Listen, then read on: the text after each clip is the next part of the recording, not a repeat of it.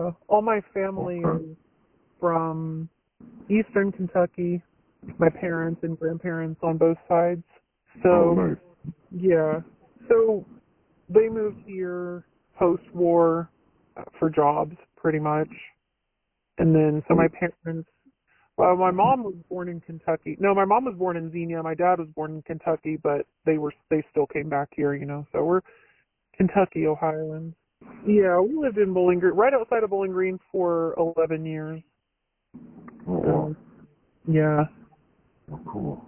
but, my dad worked for GM, for General Motors. Yeah. So, yeah, when the Dayton plant was closing, he transferred to Corvette. So when I was about 19, we lived in Bowling Green. Okay. We moved to Bowling Green, and then I moved back, got married, and then moved back to Bowling Green.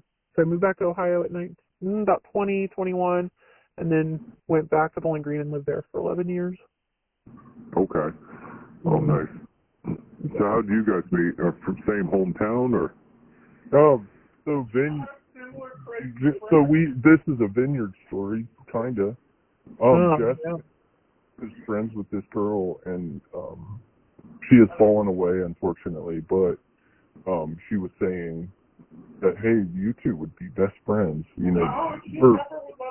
That's what I'm saying. She said like you two would be best friends, but would never let them. Yeah, you're better at this than me. Yeah, so she would always tell me when I would say something, oh yeah, and we talked about that. That's funny that you said. She said a lot of the things that you say, pretty much everything you say, it reminds me of my friend sick of this and my friend that. Anytime I would profess some opinion, I just out with it. She was like, oh, that reminds me of my friend. You guys would be best friends. But then she would purposely kind of keep us away from each other. I think she didn't want to alienate her own friendship with either of us. So eventually and I met, and we've been very close ever since. And and then that friend fell away from the Lord for sure. And Oh, that's too bad. yeah, so and we stay friends. Oh, nice. Yeah, there's a lot of that going on, sadly. A lot of people leave the faith, but I kind of think it's because of some of the crazy teachings. It kind of makes you disillusioned after a while. Yeah, in her case, for sure, I think. Yeah. Was it? Yeah. Yeah, the Putty Putman stuff. Yeah. Yeah. I chased her away. We just think is what, or it is for sure. And her son's autistic. Yeah. That kind of, she had just got, I don't know, So her son is autistic, and when he was diagnosed, they were at a meeting where, I don't remember, Jess, was Putty Putman there? Yeah. So he was there. From his mouth to her ears. Yeah, so Putty Putman said the reason that your son has autism is because your husband's dad has, like, I don't know if it was like sexual sin or something like that. And I was just like, what a crazy thing to say. But so that kind of put a seed of bitterness in her.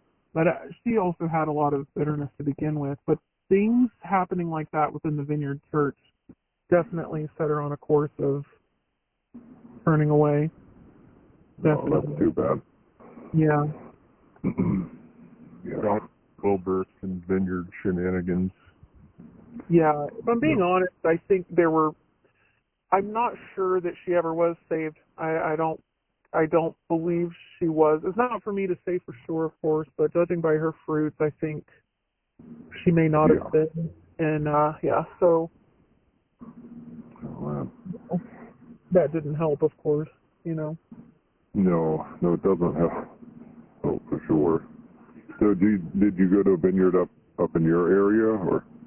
I did, yeah. So my parents, well, first of all, it started out as a Mennonite church, and then they broke away from the Mennonite affiliation in the 90s because they were kind of siding with Episcopalian. I believe that's what they told me. Episcopalian church, and so they were like, well, it's weird. It's so interesting that at the time they broke off because there were issues like that, and then they switched it completely from that church, like a non-denominational, to a Vineyard. But at the time that they switched off was right when pastorship was handed off from a guy who was a missionary to Russia over to Pastor Neil Haney, who is the church there at that Vineyard now. And then when Neil was there for, I would say about how many years, I'm not sure, before it switched over, at least 10 to 15 years, and then it switched over from non-denominational to a Vineyard under Neil's pastorship. But it's as a non-denominational church, it already had its issues within the body, but it was biblically sound when we went there.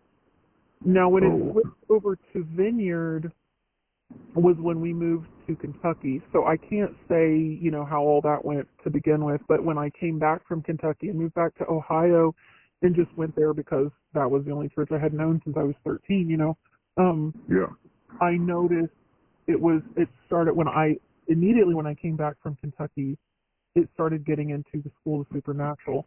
And so before I had known anything about the School of Supernatural, except I just felt so weird about it. I went into the meeting, I think this would have been, let me think here for a second, would have been around 2010. And I went into one of the meetings and I was like, this feels so weird. What is this? Like, just walking into the room, I knew nothing about it. Nothing about it at all. Was it like the Bethel School of Supernatural kind of thing? It was, so that's because first it was, they were talking about Bethel. First it was Bethel, like the first round of it. And then they kind of said, well, we're not affiliated with Bethel. We're doing School of Kingdom Ministry, so it's different. It's under a different name. Okay. Because what happened was, immediately when I went to that service, I walked in, I had my little girls with me, and I felt very weird. So I told my girls to leave the room, leave the sanctuary, and I said, you guys go play in that room over there, help watch the kids or something, because this feels weird. And they were a little too young to understand, but I had such a sick, weird feeling in my stomach, I couldn't even tell you. I mean, it had to be the Holy Spirit. It had to be discernment because I knew nothing about it, okay? Then I got home, and I immediately, the next day, okay, I went and I bought a notebook just for this, and I just started looking into, so at that meeting they were talking about Bill Johnson, so immediately I was making notes about Bill Johnson. I was making notes about everything in his church. I was making notes about everything of School Supernatural, and I was just putting everything with scriptures. I filled about a third of the notebook, and I started talking to one of my friends who was an elder in the church about all of it, and he was like, I was like, what do you know about this? And he said, well, I know that it's a great thing. And so I was like, perfect. He has good feelings about it because I have all of these Bible verses that expose it, right? I was like, this is the perfect guy to talk to because he's already got a positive image of it in his mind. So I filled up about a third of the notebook, and I just started talking to my friend about it. And so I didn't go to school with his daughter, but I went to youth group with his daughter, so we're very close. And he knew my intentions were not misguided. Like, I have great intentions. I just want to be accurate in what we're putting ourselves into, in the church. So, so after a while, he started, like, he would send me sermons that, where Bill Johnson was a part of it, and he's like, what do you think about this? So his mind was open. Like, I think he thought we were onto the right track, on the right track. But then I realized, like, Bill Johnson's got ties to the Toronto Blessing and all that stuff. So once I found out about the Toronto Blessing, I was, like, totally confident when I would talk to people about it. Because I was like, if you're telling me that you think that was biblical, then I think I don't have any respect for anything that comes out of your mouth as a pastor. But the problem with me is I don't know how to say those things delicately because I get so passionate about it. I just would say that to a friend, and I do admit that, like, I would just be kind of brash about it. I would just say, are you telling me that you think it's biblical to get on the floor and bark like a dog? You're telling me that's what the Holy Spirit was doing when he was, poured out on his people. That's what it's talking about in the upper room, that people were, you know what I mean? Like, I'll be facetious, Yeah. but so then I get offensive, and then they're like, well, we'll talk about this when you're calm. But I get passionate about it because I'm like, listen to me. This is the base of it. If this is the base of it, then everything that comes out of it is flawed because that's the basis of it. Yeah. Well, so then I think, I don't know if it's because of what I was bringing up, but they switched pretty quickly from Bill Johnson to the School of Kingdom Ministry, and it's essentially the same thing under a different name. Is that tied in like with Foursquare Church, or I'm not familiar with that one? I actually don't. The School of Kingdom Ministry, I'm not sure, but it's still tied into the Vineyard. Okay. Yeah, it is. Even though they would say, well, it's not the School of the Supernatural, the School of Kingdom Ministry it's virtually identical in its operation and in its teachings. I think what the pastor told me the difference was, because the next time I talked to them, I was, they were like, well, why are you saying that you disagree with what we're saying? Because they would invite me to things, and I was like, no, I just can't get behind it. They were sensing that I was pulling away from the church, and I said, I don't agree with it. I don't agree with the School of the Supernatural. And he was like, oh, we're not a part of that. We're not a part of that anymore. And I was like, oh. But he came at it very quickly. He came up with that response. So I was like, oh, okay. So I'll look into the School of Kingdom Ministry then. But what I saw with School of Kingdom Ministry is that it's just a mirror. It's a mirror image of the School of the Supernatural. But what he said is the difference is, like Bill Johnson will tell you, that you're guaranteed physical healing every time you pray. And the School of Kingdom Ministry does not believe that. We believe that God sometimes will allow people to be sick, which, of course, is the more rational belief, because, for obvious reasons. But in its training and operation, it is identical. Yeah. It's identical. Yeah, we were working with young people, and it was doing so much damage, that teaching coming out of YWAM, because they were heavily influenced by IHOP and by Bethel. And I had a lot of friends go to IHOP, and a lot of friends leave for the Bethel School of Supernatural, and they would come back full of that stuff. Mm-hmm. And it was really sad because we were mentoring one younger lady, my wife and I, and she'd play worship with us, and she was adopted from Russia, and she was there in Tennessee. Mm-hmm. And they kept telling her, like, God will heal every time, and the reason is you'll feel like a fire in your hands and a deep sympathy, Right. And so she showed up, and I was pretty upset that day. I tried to not be, but it was like she showed up to a funeral. She just was driving down the road in a little country town called Adams, Tennessee, and there was a farmer's funeral, and she's like, felt that, she felt full of sympathy because she felt compassionate and sad that there was someone dead. And so she thought that was a sign, and she walked in and tried to raise them from the dead. This like 19-year-old girl. Of course, it just kind of did a lot of damage to the ministry. Mm-hmm. And it did a lot of psychological damage to her, because all this stuff that she was taught wasn't real. And, it was frustrating to have to be battling that type of bad doctrine all the time. And so I understand the frustration. I'm dealing with someone this week, a friend, and I'm trying to be gentle, because I like, she's older. She's probably late 70s, but she's full into this doctrine now.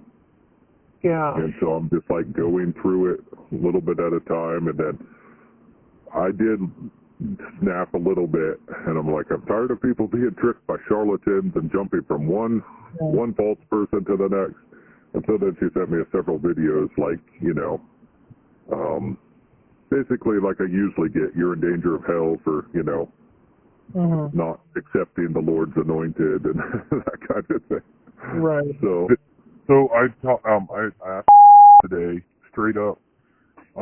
I sent you the message, a screenshot of it. Yeah, I was trying to figure out what that was. Who's that to? I'm not sure. That was Terry's son-in-law, and he replied from Terry, and he said they do believe John the Revelator is alive in the flesh, walking around Earth. They do? I told you that was coming. Yeah, Oh, I could tell because they all follow the same pattern. That's been around since I was in YWAM in 2000. Like when you know they're going that way with the whole the man-child teaching, the Jeremiah 23, like it's just a matter of time before they go to the John the Revelator's alive, and he's Saint Germain, and they're there right now. They are. Oh, I knew it. I straight up asked him. He's like, yeah. I think did you send me? I didn't know. I didn't see the response to that. I couldn't open it all the way. He was using the computer, so I was letting him have it because it was just a 2 days. Oh, okay. I was trying to figure out. I heard like you wrote something. Like I straight up asked him. Yeah, I'll send you the response, but yeah, it's straight from Terry, and I'll give you his full response.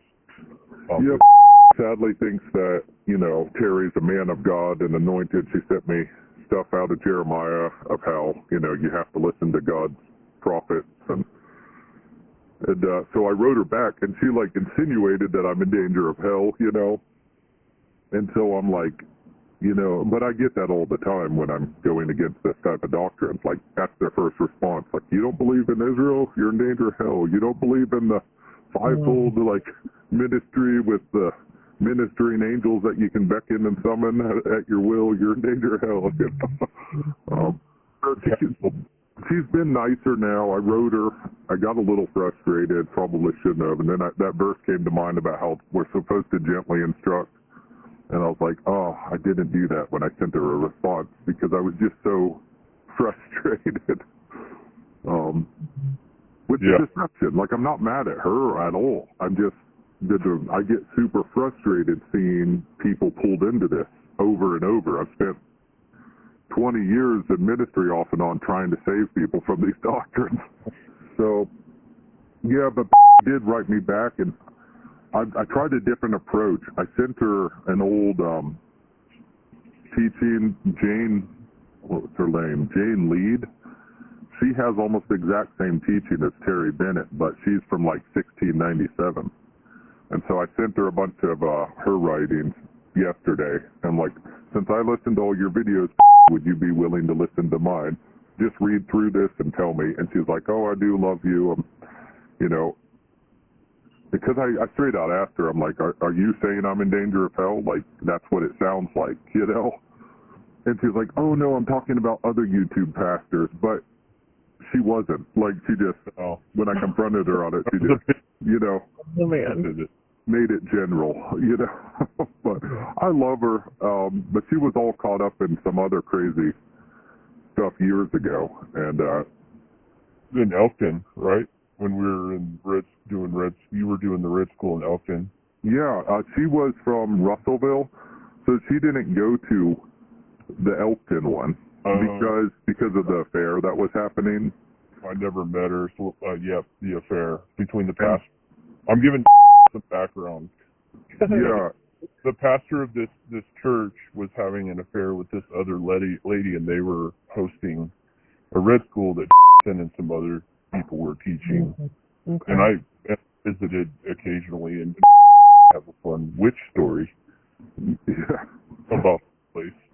That's the only reason she listened is, you know, because she said that's why she had me come to Russellville and do her Red School at her house. I did a 12-week one there. And she said the only reason is because she's like, you're the first person that called out their affair.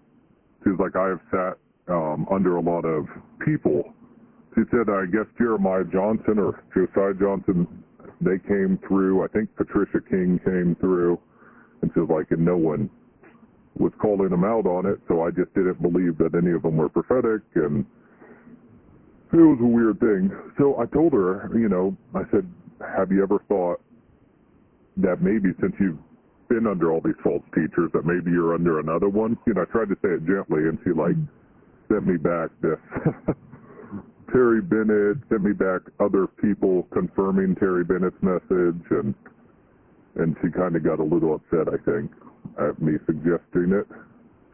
And so, but, you know, I sent her some stuff just to read through. She said she would, and we'll see. So be praying for her. I really hope she sees, you know, when you see that it's written about 300 years ago with the whole 12 by 12 vessel and 144,000, I think maybe it will help her out. But, yeah, but I guess up, you know, where we were in Elkton, I guess several big names that come through, and none of them, they were all working hand in hand with those two who were, you know, sleeping together, and no one called them out on it or even knew. Don't touch the anointed. Yeah, yeah. And she's like, and then no one knew about it. She's like, and then I guess that's why she invited me to her place, is because I went and talked to them about it.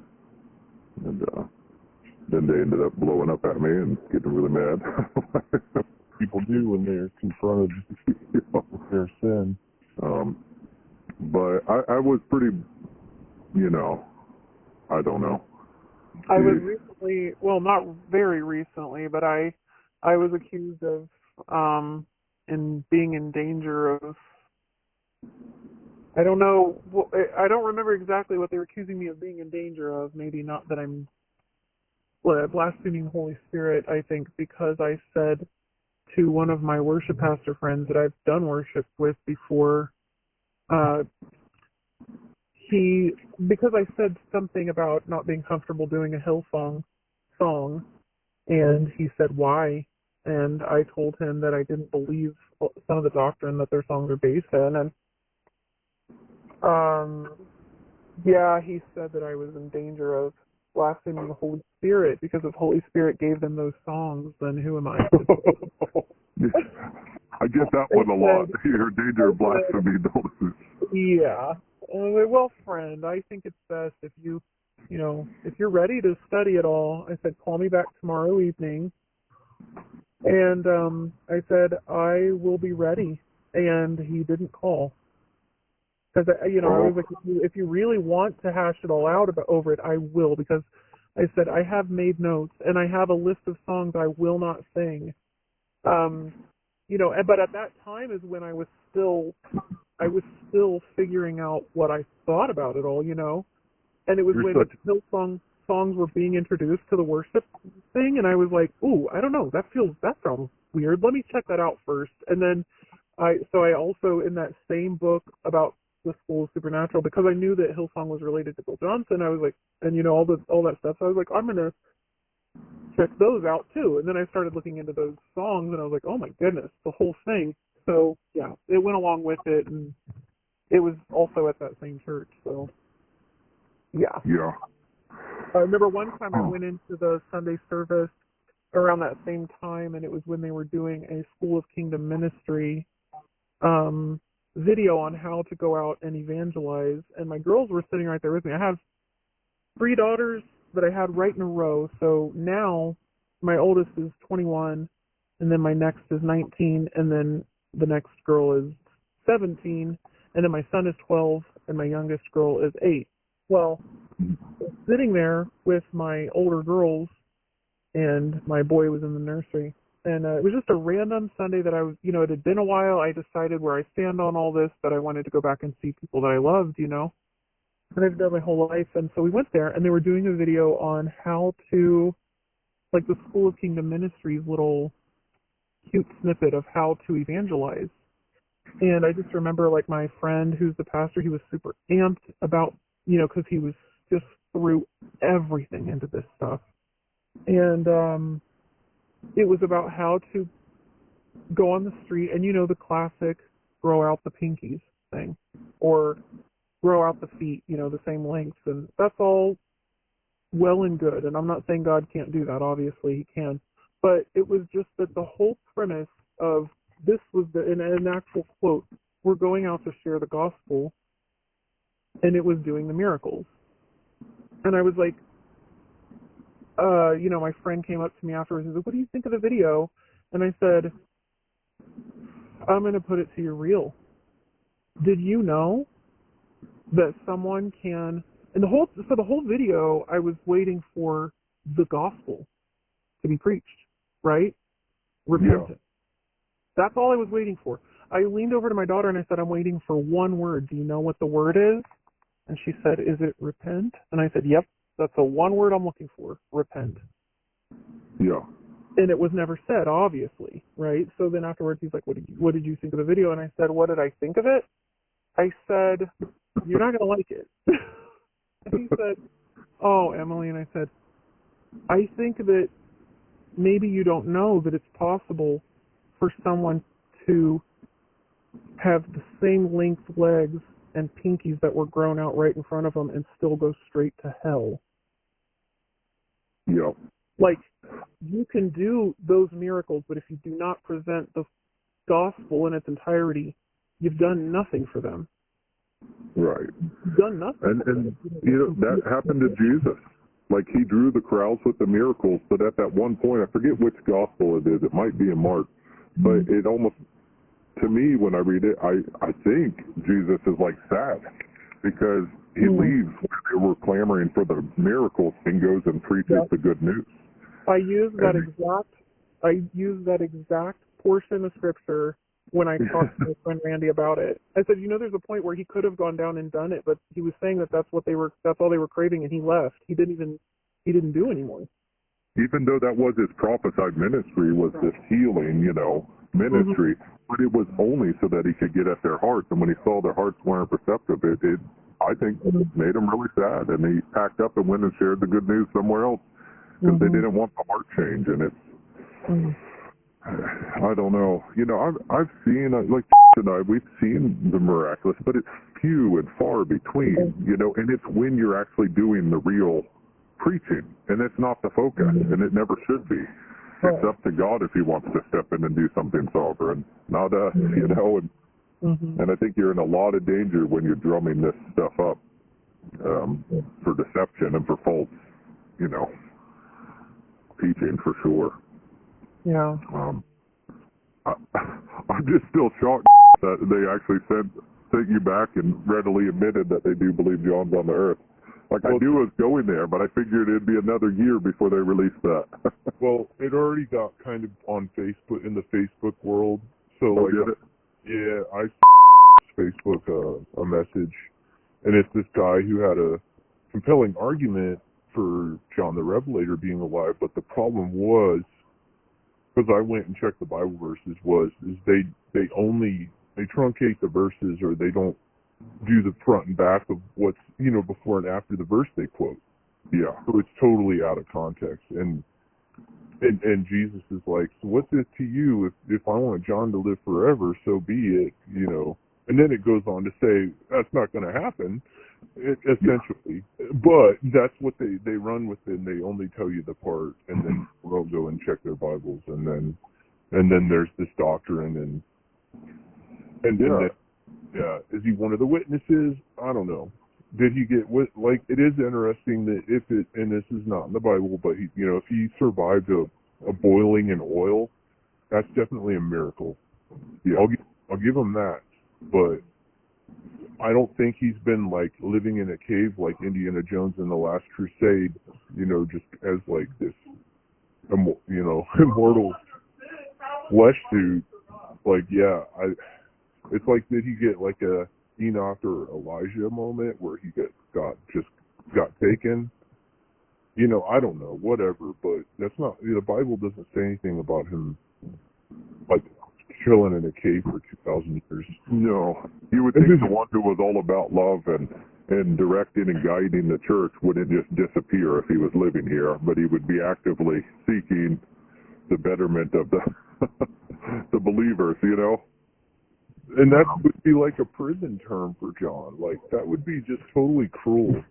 Yeah, like, hey, you're gonna just be in this cave, you know, or it's almost like the ascended masters in the casting of the anointings and all this other. Well, the occultists believe that. Like, the occultists believe that Saint Germain is John the Revelator. Yeah. So, you know, the Saint Germain that shows up in the Middle Ages, some of them. It depends. Some think he's just an ascended master, but you know, there's so many different strains. Like when you're studying that stuff, a little sects that different people believe, but some do believe that, which is crazy. Yeah. But yeah, sent me that 12 by 12 vessel from Terry Bennett. And so that's why I sent her the Jane Lead article. And she said she would read it, but that was yesterday, and she's not responded. So we'll see. But it's crazy to me because I was reading through her article that she wrote, I think it was like 1692 or somewhere in there. And it's strange because she says the time will come when you will know that God will send out the one that will be after his own heart. And she talks about the 144,000, just like Terry Bennett. But it will be preceded by the Cyrus spirit. Okay. The Cyrus spirit will anoint, which is Trump. Yeah, that's old DJ. Yeah, they printed the coin with Cyrus on it. And when you read through this old document, it sounds like Terry Bennett today. The temple body, this perfect temple body, is being built out of 144,000 from the apostles and the prophets. And she also said the guy who's coming will be a magus, like a maga. Can you explain the Cyrus spirit thing to me that you're talking about? Yeah, it's just one small part of hers. I'll read it to you, and then I took a screenshot. I'll see if I can find the article again. It's Jane Leeds, I believe, who wrote it. Okay. And so she wrote this. I'll just quote it. It's a screenshot I have. God will send out one, and another that shall be after his own heart, who shall be ordained as the principal pillars of this new assembly, and the mighty spirit of Cyrus will be absolutely required both for the first laying of the foundation thereof and for the supporting of the program. So it sounds like Alice Bailey stuff, but it's way before Alice Bailey, and she was supposedly, you know, this lady was a Christian mystic. But she talks about, you know, Christ coming in glory, manifesting in the people, which has already happened. I mean, like you know, when you're taking on the righteousness of Christ, like it's not some new teaching or new thing. I sent Patty that, I think it's in Peter, where it talks about we have absolutely everything we need in Christ, and how no scripture is given for any private interpretation, no prophecy, you know. And so I'm like, yeah, you can't just come up with your own doctrines that no one else have ever thought of, or interpretations of the Old Testament, because nothing's supposed to be for private interpretation, like these occultists all do. That's kind of this thing that the NAR does too, right? But it's not. It's just that they're New Day apostles, and so therefore they can create scripture as they speak. Which a terrifying thought to me personally, because to think that if you, well, anyway. Yeah. I'll read you this quote. This is from that article. It's a long article, but let me see. Let's see if I can find it. It is further verified that those only who have a perfect degree to come shall receive the opening key for an absolute dominion over those parts of the world, that in the might and greatness of the astral spirit have ruled as potent and strong, but the divine magus that God will raise shall far outdo all rationale in craft and subtlety, so that all must be tributaries and servants to the anointed of this Most High. This is the crown that will be certain reward to them who have these baptisms, and they will fully arrive. And so it's almost identical to Terry's teaching. And so it makes me wonder if it's the same demon speaking to these guys, or if they found her old writings and are just copying them. I don't know. Let me see if I can find the article. If so, I'll send it to. But I sent it to, and I tried a different approach. I'm like, oh, tell me what you think of this. I'm hoping that she'll read through it and be like, huh, this sounds a lot like. So I asked, because of like Rick Joyner's association with Knights of Malta and Chris Reed and then the yoking to Bickle and all those guys and the falling to sexual sin and Bob Jones. I said, hey, are you any of these organizations or anything like that? And I straight up asked him that too. Like, what did he say? He said, no, they're evil.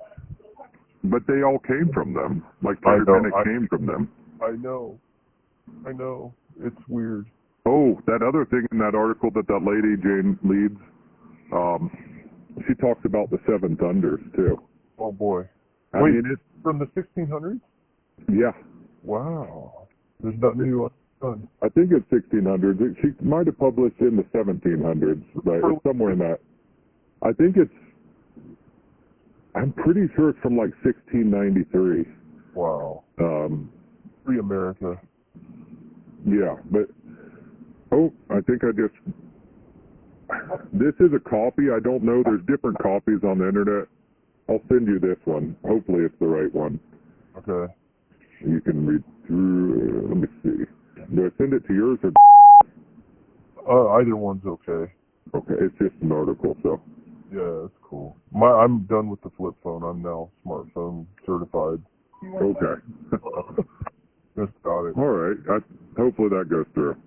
Yeah. But it was amazing to me. I was reading through it, and I was like, oh, my gosh, this is like, to me, it sounds a lot. It's different terms and stuff, but they talk about Babylon. They talk about the 144,000, the bride of Christ and the fulfilling of this new vessel. It's basically the Christ consciousness, the glory cloud that they're all talking about that will manifest on the people. Did you see Marco Rubio and them all putting the, for Lent, marking their foreheads? Did they do the Ash Wednesday? Did they do the Ash Wednesday thing? Yeah. It's just weird that politicians are doing that now. Well, we're Christians. Remember, we're going back to our roots and our wholesome belief systems and whatnot. Yeah. It's kind of... What's that? I noticed that a lot more mainstream people who call themselves Christian conservatives are coming out. The phrasing is funny, but they're coming out as Catholics, like right now specifically. Which I don't know why. If maybe I'm behind the times, and this is something that maybe everybody has known, but there were just a lot of people that I saw in the last week that are admitting that they're Catholics and like proud about it. Like Candace Owens, which is, I think she's admitted that a while ago. And then there's another guy, Mark something. He's like, yeah, recently was like, all roads lead back to Catholicism, don't they? And I actually literally thought it was sarcasm, but it wasn't, because I thought that he was a Christian. He said he's a Christian.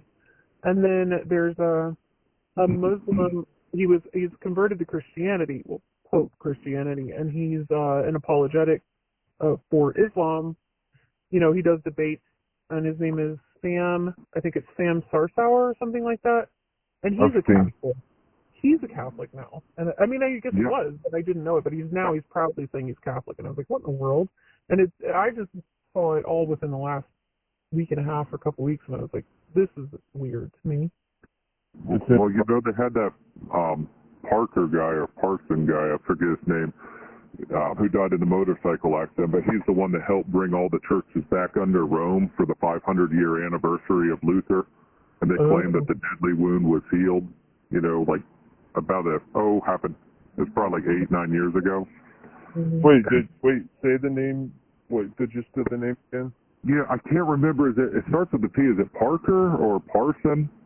There was a guy. It's not Jack Parsons. Not the. No. No, this was more. He helped lead the ecumenical, bringing churches back. But then he died in a motorcycle crash, I think, right afterwards. Huh. I'm trying to remember his name. But, so they said that the wound was over, the deadly wound between the Protestant church and Catholicism. We're friends. I said that's an interesting interpretation of that. Yeah. That it would mean that. Well, I don't know if them I've shared with you, but I truly believe that the first beast of Revelation is the Catholic Church. And it didn't make me very popular down when I was preaching, because I was sharing that I believe the American church is the second beast that speaks like a dragon but looks like a lamb, and it gives its power back to the first beast. I don't know if they've shared that with you, but that's kind of what I believe. I haven't shared that yet with her. He's talking Holy Roman Empire, Emily. Right. Like the Second Vatican or whatever that's happening now. Yeah. I'm tracking. That's so interesting that you bring that up, and maybe this is ADHD talking right here, but it's funny because I wanted to ask you how you felt about, well, and this is just like I said, maybe an ADHD moment here, but the Black Hebrews are kind of making a big noise in Ohio lately. And I was just wondering if you thought that that's in Revelation when it talks about the churches, talking about those who call themselves, I don't remember exactly the wording, but they call themselves God's people, God's chosen people, when they're not, when they make themselves liars. They call those who call themselves Jews but are not. Yeah. But are the synagogue of Satan, that verse? Yeah. It just reminded me of the Black Hebrews, because they literally have, in downtown Dayton, I took my girls out to do street evangelism with a group and called Revive Ohio. And we went out, and then the people were telling me that the Black Hebrews had been there the week prior, and so people were a little wary of people coming out and saying that they were preaching the gospel, because the Black Hebrews had been coming there, and they said that they had white people lining up to kiss their feet. I was like, I'm sorry, what? So they're saying that they were the Israelites, and So recently, that was in the PRISM system back when my dad was a police down in South Florida. Like, that's a pretty big movement in the prisons. And it's a strange belief system for sure. I personally think they that call themselves Jews but are not possibly might be to the nation state of Israel right now, because a lot of them are not even they're European. Right. Yeah, a lot of them are mostly Polish, or they're Khazars, or they're they call them, what do they call Khazari? Ashkenazi, and then what's the other one called? Sephardic. Yeah. So it's like one of the three, but none of them is actually like seed of Abraham. I mean, you aren't allowed to do a DNA test in Israel without a lot of extra red tape. Which is strange. But, I can't remember that guy's name. I think it's Parson, or I can't remember who led that. But, the Catholic Church has more sway than, a lot of Trump's cabinet, a lot of its people are either tied in with Kabbalah and Chabad Lubavitch, and the others are Opus Dei Catholic Church group. And, so, Emily, did you know Tucker Carlson was Chabad Lubavitch? Oh, no, I didn't. He's like Kabbalah. If you look, he always has a Kabbalah bracelet on his left hand. The red. Okay. You could find so much on, there's so many pictures of him wearing it, but that is for sure a Kabbalah bracelet. Yeah, interesting. And so, speaking of him, he was one of the guys who did an interview back in 2012 on Rage. Have you seen that? Like that movement to abolish all government? Yeah, something government. It's basically what Doge is now. Yeah, I saw that Rage thing. Yeah. I forget what it's called. Remove all government excess or something like that. Something like that. It's taking down the government and putting in AI in charge of everything. It's basically what Doge is doing. But the guy who helped push that was Tucker Carlson. And I listened to his.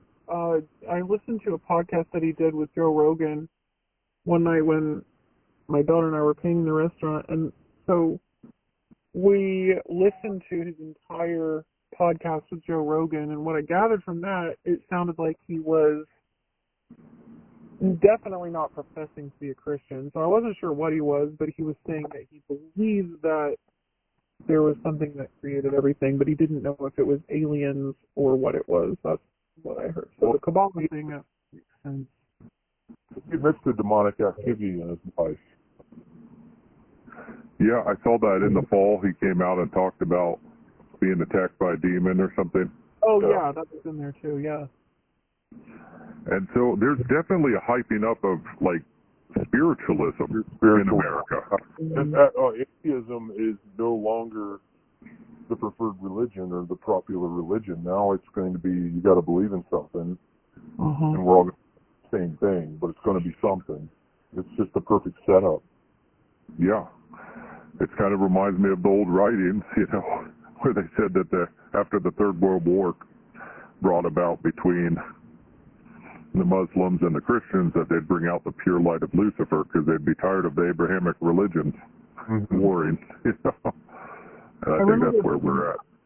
Ben Stein said one time during an interview, they were talking about people being atheists and atheists or choosing a religion, and he's always considered to be highly intelligent, and he said, I appreciate that people say that they like me for my intellect and my weird voice, but he said I will just say openly before I pass away, and I'll say it publicly, that I think that you have to be low intellect to be atheist. He said, I think that basic logic dictates, as creationists would say, basic logic dictates that there is a creator. There must be a creator for all of the things that we see. He said, but I think that most people in the near future are going to attribute it to aliens. And that was before any of the, not any, but before the, at least the government's admitting that there's something out there, whatever. But I thought that was interesting. I thought back to that around, right after we came out of COVID, and the government was like, well, there are otherworldly things out there. It made me think of what Ben Stein said back, 15 years ago, when he said, I think people will eventually believe, they'll attribute it to aliens or something. And I thought, oh boy, here that comes. That's where I think it's going too. That's years ago, I was working on a book that I never finished called The Tao of Babylon, and that was what I believed. Is a lot of these high-level government officials are really theosophists, and I do believe that they'll do an alien disclosure at some point. And I don't believe in aliens. I believe in demons, and I think they're going to say, we gave math to the Egyptians, we taught metalworking to the Mesopotamians, and just say who they were. We were Jesus Christ, all these different people. I believe that's where I believe it's going, and I think people will buy it. I do. I really think the majority of Christians don't know enough of their Bible to not be tricked, sadly. It's possible even, I don't know where I heard this, but I think that the schedule is the midpoint of Trump's second term was the plan for not just disclosure, but actual contact. I wouldn't be surprised. But they're actively trying to bring things through the Noosphere for sure. Yeah. I haven't sent you any, but you don't know, like, I've redacted and leaked phone calls and stuff, and, you know, trusted people, you know, have received them and got to hear them. I don't know where Emily is with, have you listened to any of the calls? Yeah, I have. What's the latest call number that you've listened to? Oh, I don't know. Let me check. I can check my Telegram. I'm not sure. Yeah. Tony Palmer. Palmer. Sorry. That was the guy working on ecumenicalism that died in the motorcycle crash. That's good to... But, yeah, I did racket my brain. Yeah. I don't know if Emily's got to hear about the Noosphere stuff yet. That's... About what is it? It's called Noosphere. Go ahead. Yeah, that's what I really believe they're building out under Trump and Operation Stargate is it's the Noosphere or Noosphere, and it's just this absolute grid, kind of like a giant mesh of electronics melding quantumly entangled with your mind, especially if you got the vaccine. But the whole goal is they believe in this thing called Omega Point. A Jesuit priest theorized it, Chardin. I can't remember his first name. And they're trying to make everyone evolve into a higher Christ consciousness, but using electronics.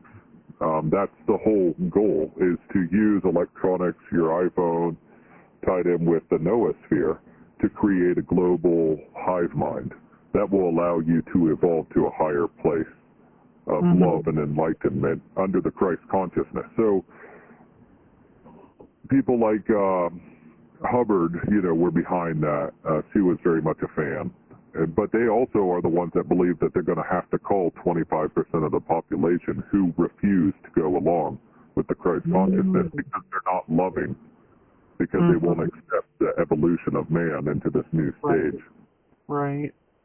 And so it's weird because since we talked last time, what's strange is I don't think we discussed the Indoril, like the flaming sword off of Tolkien's The Hobbit. The Lord of the Rings or Hobbit, one of those. Yeah, one of those. Indoril, did we talk about that company?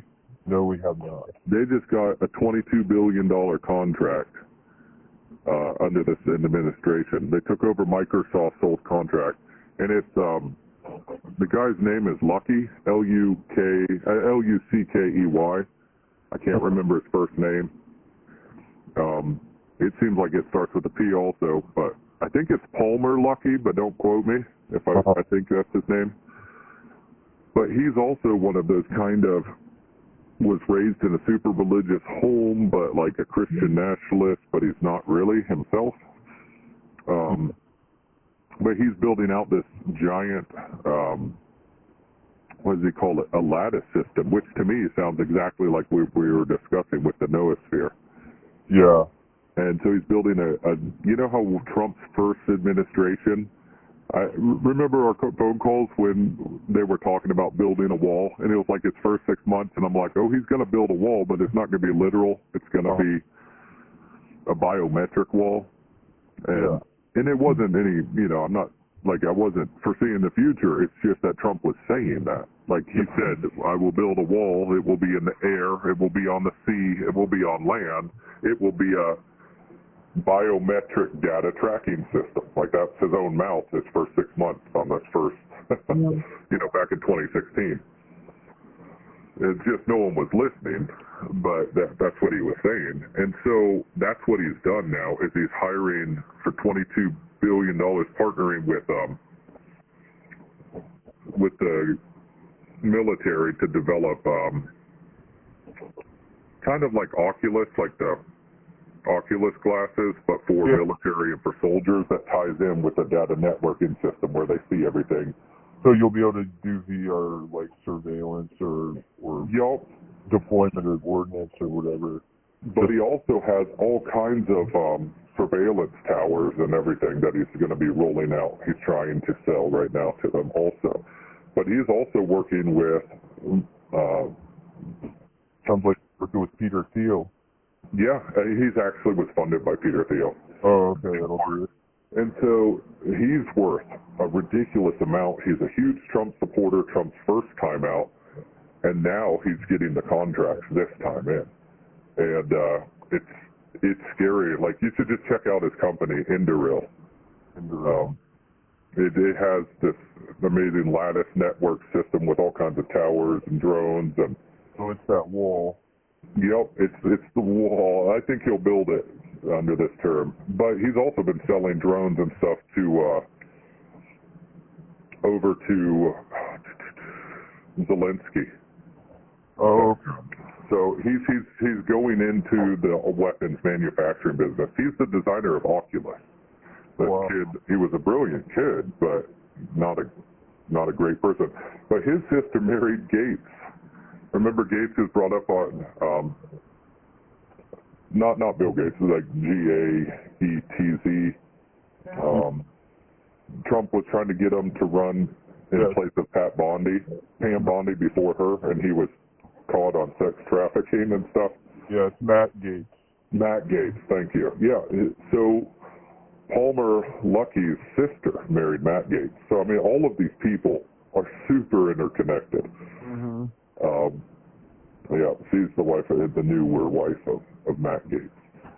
And so you can just kind of see how the nepotism runs deep. But it's just crazy. Yeah. But, yeah.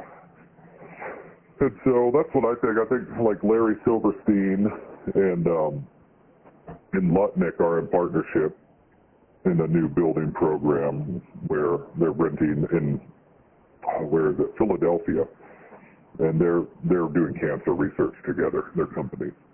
And so that's kind of strange from two real estate guys to be kind of investigate and, you know, into this stuff. And so I think it all goes with Operation Stargate. But, do you know who Silverstein is? Are you talking to me? Yeah. You know who Silverstein is? You do? Yeah. He owns the trade towers. And, yeah. Yeah, they're investing together. I'm trying to remember the company's name. Or maybe they're just renting it to them. It's their number one client. But it all ties together with the Stargate. Like, I think we're in for a rough 4 years. Everybody has this usually starry eyes enamored with Trump and all he's doing, and they can't see it, and it's coming. Yeah, I really was wanting to build my house, you know, and I just looked at lumber prices up here have already jumped 20% or more. You know, they've jumped about 40%. I'm just going over to my mind. Because they'd have to come from Canada? Yep. Yeah, that's it. Tariffs at this point, I believe. I think that's the policy. As of now, it's whatever you're doing to us, we're going to do to you. It's kind of like the Smoot-Hawley Tariff Acts back in 1930, helped facilitate the Great Depression. I think they're crashing a lot of things over the next 4 years, sadly. But but what got me on that? Sorry, what got me on that was you sent me something that I was trying to figure out. What you sent me, I got to go back to messages last week, but you said something about, is this what I think it is? Oh yeah, it was. I'm trying to remember what that was. It was the quantum assembly tech. It's the remote controlling of quantum. Yeah, I'm looking through on my cell phone. I can't find what you sent me. I don't know if it came from your phone or phone. It came from mine. I sent you the Dr. Spock, and it's from the NIH. So what that got me is looking at is what they're doing with that is the Landu damping. And when you look up Landu damping, it tied back into what Lucky Palmer was doing because it talked about the Laplace theorem and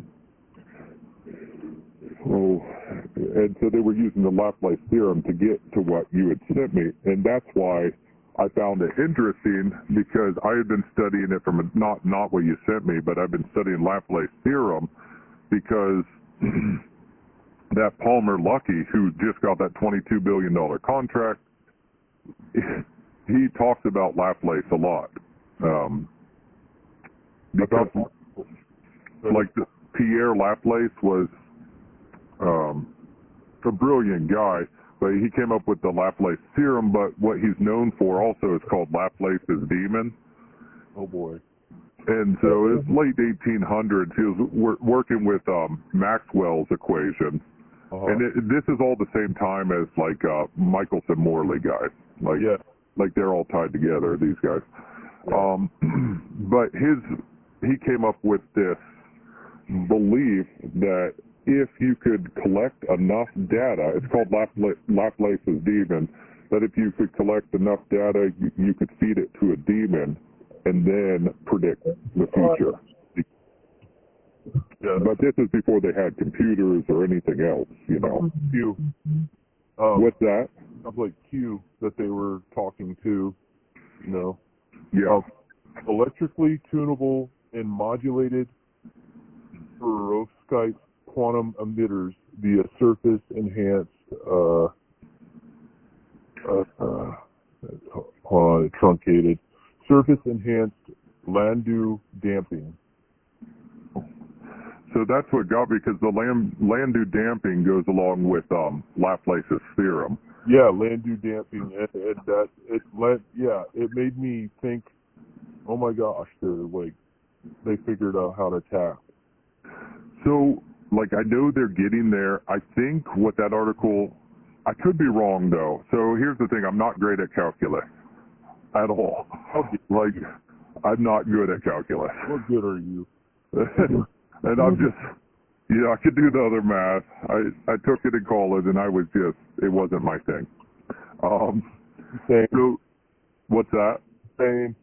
It was a checkbox thing. So what I think that article, you had to refresh my memory. I couldn't quite remember. Anyway, the Landau damping got me into the Laplace theorem. And so I'll read you this about Laplace, and then I'll say about the article. Yeah. But Laplace's demon is, Lucky was studying him a lot, but Laplace thought that you could do an experiment around free will and determinism, where if you imagined that you had a demon that was super powerful, super intelligent, and advanced, and you could feed it information from the universe that it could predict the future. Mm. And the guy who just got the contract was studying Laplace's theorem, Lucky, and he is all into it. He said he was studying Laplace's demon, and that's what he's building with his mesh system. He said that he believes that he maybe was like mind controlled since he was 8, or in a way compelled to build out Anduril. Yeah. He said since he was 8, it's been his main focus, is to build Laplace's demon. You said 8? Yeah, he said he was playing Dragon Ball Z or something. Like Dexter's Lab. Or Power Rangers. He said, I've always done a lot of thinking. I just took a picture, a screenshot of his article. He said, I've done a lot of thinking around free will, whether it exists. I'm quite concerned that I am doing what I was programmed to do when I was 8, if you like a Power Ranger. Or I guess not from seeing it. He just believes he's been programmed to do it since he was 8. Wow. And so he's building out Laplace's demon. He's the guy who built Oculus and then sold it. Then he went to Facebook and worked for Facebook. And then he came out pro-Trump, and Facebook fired him. Wow. But I think it was all a show, because now you see Facebook right back with Trump. You know, I think it was all just a big show. But anyway, that's what he's doing with his lattice system, is building out this, what he believes he's been destined to do. And so he's one of those Christian nationalists too, though. Kind of crazy, but he doesn't seem very Christian to me. But he was raised in a super Christian home. And Peter Thiel's Founders Fund is what funded him with Oculus when he was in Orange County, starting out of his parents' garage. So... Wow. But he's the guy who came up with, do you remember a couple years ago they were talking about hooking people up to playing Oculus that would explode if you lost the game? Yeah, it's that was him. It's the same guy. He's the guy who came up with that. That's like some Squid Game stuff right there. Yeah, so that's his invention. But now he just got a $22 billion contract for an AI weapon system. Oh my God. For our government. But he's basing this whole thing. So when you sent me that article, like, that's what I was like. I was studying this guy, and I'm like, wait a second, because the Landau damping involves Laplace's theorem. But I have tried to go through the computations, and I just can't. Like, I am not. I wish I had learned it when I had the chance. I took an elective on calculus. I didn't need it for my degree, but I was taking it, and I was terrible at it. I wish I had stuck it through. I dropped it because I didn't need it for my. But I wish I'd stuck it through because I would have been able to understand it a little better. But what I think, the article that you sent me, I'm pretty sure it. I think it has more to do with being able to transmute like energy from quantum dot to quantum dot that are close beside each other, say if you're developing solar panels. Because perovskites used in solar panels, it's kind of like a graphite, and so they have come a long way in being able to, so basically they haven't found a way to make it, like it can receive a lot of energy, but it also takes a lot of money to manufacture. And so what that quantum dot sharing, I'm pretty sure, but again, I could be wrong. But the article you sent me, I'm pretty sure has more to do with solar panels. And what they've been able to do is release that energy kind of like sideways to the other quantum dots. It's just weird because it's on an NIH and not like a tech. I know, and that's the part that it's like, why is this on a medical? Well, that's the weird thing. So I started looking into it a little more. That particular article, I could be wrong, but I'm pretty sure it's dealing with solar panels. I can look into it some more. But they do make another perovskite that's not actually made out of titanium oxide, and they're using gold, and that they're using medically. And so there may be some correlation between that article and what they can do with... because gold wasn't mentioned in that article at all. It's not, but I have seen that they call it perovskite still, which is weird because it's not, but they do call it that. But it goes with Landau damping and transferring energy through using nanogold. Yeah. In place of that. Article like on a techie website, it wouldn't have caught my attention at all. Yeah. And like, oh, okay. But, yeah. Well, it does get weird because when I started looking into it, there is some medical uses for it. I think that one's tied in more from the research of their new perovskite quantum dot solar panels that they're doing. Because I've seen something before on this new quantum dot tech for solar panels. So I think that's what it's tied into. But there is a medical application for it. But the thing is, they're getting scary with their science right now. I think it's more magic. I really do. I think they've, imposing with your will on the environment. Magic. Not God's will, your will. Yeah. What is thou will? Yeah. Good on the stat? Yeah, I got a few more minutes before I have to. We're boiling down the last bit of this, and then we're going to turn it off for the night. Just because it's going to snow. But I got probably another 20 minutes, and then I probably better go. Are you using propane or wood? Wood. So it's not where they can just turn it off. But once we hit that point, we just got to run out and dump it, like really quick, or it burns. Yeah, because it's taken longer than I anticipated. I thought it would be done already, but.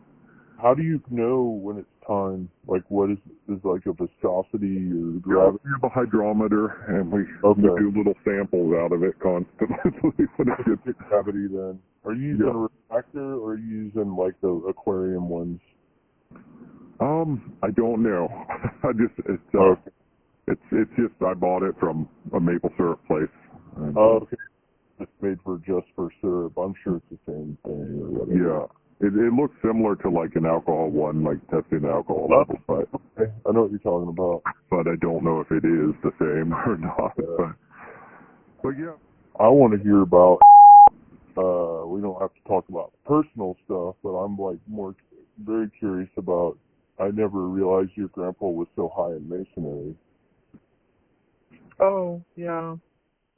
I mean, I don't mind talking about personal things. Well, there's stuff I want to ask you about, like, later, you know. But, if you want to talk about it. But as far as, like, you know, the Masonic aspect of it, like, I had no idea your grandpa was that hardcore. Oh, yeah.